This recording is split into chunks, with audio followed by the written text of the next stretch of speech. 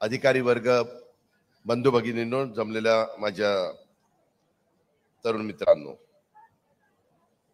थोडासा आज यायला उशीर झाला. आज माझा वाढदिवस असतो आणि मी सहसा दर वर्षी 22 तारखेला माझी आई 86 वर्षाची झालेली आहे आणि मी आई जवळ दिवसभर थांबतो आणि माझा वाढदिवसाचा तो दिवस मी आईच्या जवळ घालवतो.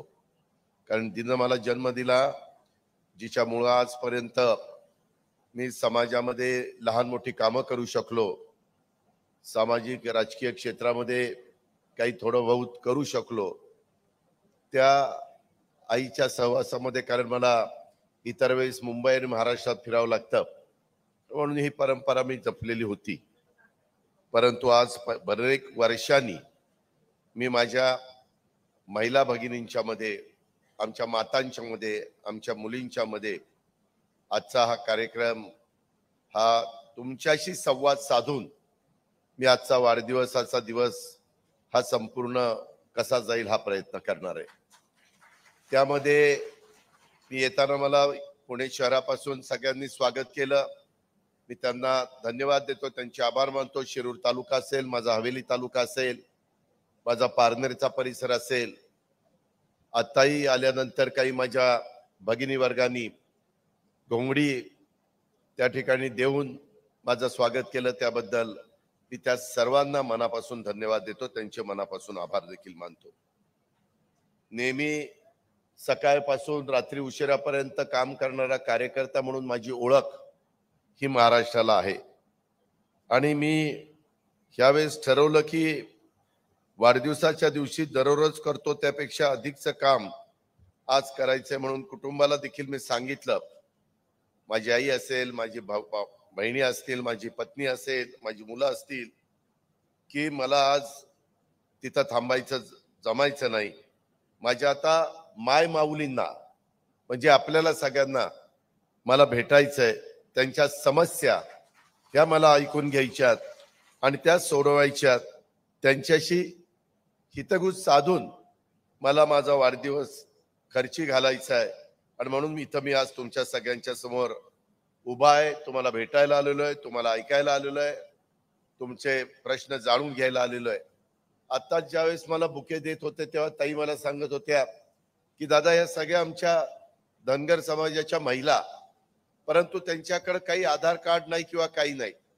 मी इथल्या ह्या मेळाव्याच्या निमित्तानं अधिकाऱ्यांना पण सांगेन, प्रशासनाला पण सांगेन, आमच्या सहकाऱ्यांना सांगेन, महायुतीमध्ये काम करणाऱ्या कार्यकर्त्यांना सांगेन, महिलांना पण, विशेषतः युवतींना, की जरी कुणाकडे तसं नसलं तरी पिवळं रेशन कार्ड किंवा तांबडं रेशन कार्ड किंवा अंत्योदय योजनेचं ते कार्ड हे असलं तरी देखील तुम्हाला लाभ हा दिला जाणार आहे. ही गोष्ट आपण सगळ्यांना लक्षात ठेवावी.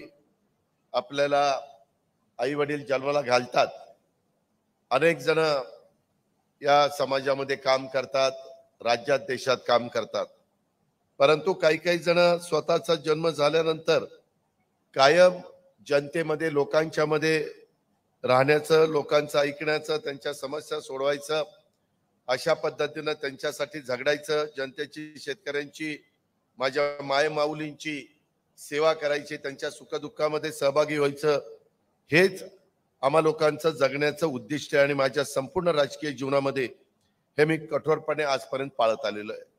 माझ्याप्रमाणे माझा सहकारी धनंजय मुंडे असेल, आदित्य असेल, बाकीचे माझे सहकारी असतील, त्यांची पण तीच भूमिका आहे. आणि त्याच्यामुळं माय माऊलींनो, आज मी तुमच्या समोर बोलत असताना तुम्ही किती जण टीव्ही बघता, पेपर वाचता मला माहिती नाही, परंतु मी जे काही बजेट, त्याला अर्थसंकल्प आपण म्हणतो, ते सादर केलं. ते तुमच्यातील बहुतेक जणींना तुम्ही ते बघितलं असेल.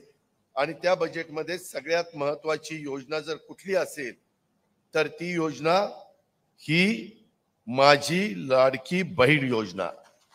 कोणती योजना? कोणती योजना? म्हणा ना मग आता बहिणींनो, म्हणा म्हणा. हा, ही माझी लाडकी बहीण योजना ही आपल्या मायमाऊलींच्या करता, आमच्या मुलींच्या करता आम्ही आणलेली आहे. फार महत्वाची योजना आहे. मला ज्यावेळेस जाणवलं की मी अनेक वर्ष अर्थसंकल्प सादर करतोय, त्याचा मला निश्चितपणे आनंद आहे. परंतु यावेळेस जे मांडलेलं मी बजेट आहे, अर्थसंकल्प आहे, त्याच्यातनं मला एक वेगळा आनंद मिळाला. त्यामधनं मी माझ्या मायमाऊलींना आम्ही महायुतीच्या सरकारच्या वतीनं मदत करू शकलो. माझी लाडकी बहीण योजना, त्यामध्ये एक अट आहे, 2.5 लाखाच्या आतमध्ये तुमचं उत्पन्न पाहिजे. अशा आपल्या महिला समाजामध्ये खूप आहेत. आता मी पण शेतकरी आहे, तुमच्यातले पण अनेक जण शेतकरी आहेत. शेतकऱ्याचं ज्याचं ड्राय एरिया आहे, जिरायत जमीन, त्याचं उत्पन्न कमी असतं. ती माझी मायमाऊली खुरपाडीला जाते, मोलमजुरी करते. काही ठिकाणी शहरी भागात माझ्या मायमाऊली धुडं भांडी करतात, कचरा गोळा करतात, काचा गोळा करतात. काही काही ठिकाणी अतिशय गरिबीतनं, कष्टातनं ते त्या ठिकाणी स्वतःचं आयुष्य काढत असतात. आणि हीच खंत आम्हाला सगळ्यांना आहे. महिलांनो, मायमाऊलींनो, मी तुम्हाला सांगेन, हे कुठल्या जातीपातीचा, नात्या गोत्याचा विचार करून दिलेली योजना नाही. ही सगळ्या समाजाच्या करता आहे, गरिबांकरता आहे, गरीब महिलांच्या करता आहे. त्याच्यामधनं आपल्याला त्याच्यातनं त्यांना आर्थिक बाबतीमध्ये, सामाजिक बाबतीत, सांस्कृतिक, मानसिक सक्षम माझी महिला झाली पाहिजे. मग ती वाडी वस्तीवर, तांड्यावर, पाड्यावर राहणारी असो, किंवा ती माझी गाव पातळीवर किंवा शहरी भागामध्ये राहणारी महिला असो. आता आम्ही शहरामध्ये ज्यावेळेस जातो, किती माझ्या महिला झोपडपट्टीमध्ये राहतात, काय त्यांचं उत्पन्न आहे, आणि त्याकरता ही योजना आणलेली आहे. जवळपास 2.5 कोटीपेक्षा जास्त महिलांना ह्याचा लाभ आम्हाला द्यायचा आहे. 2.5 कोटीपेक्षा जास्त. सुरुवात फॉर्म भरायला झाली.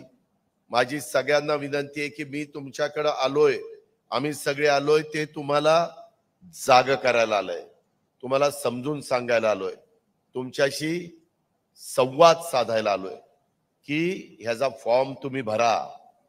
तो फॉर्म भरून घेण्याचं काम आमचं शासन करतंय, महिला बाल विकास करतंय, आमच्या बाकीचे प्रशासनातले सहकारी करतायत, अंगणवाडीमध्ये काम करणाऱ्या माझ्या महिला करतायत. आणि तो फॉर्म नीटनेटका भरा. त्या संदर्भामध्ये थोडंसं मला आत्ताच काही जण सांगत होते की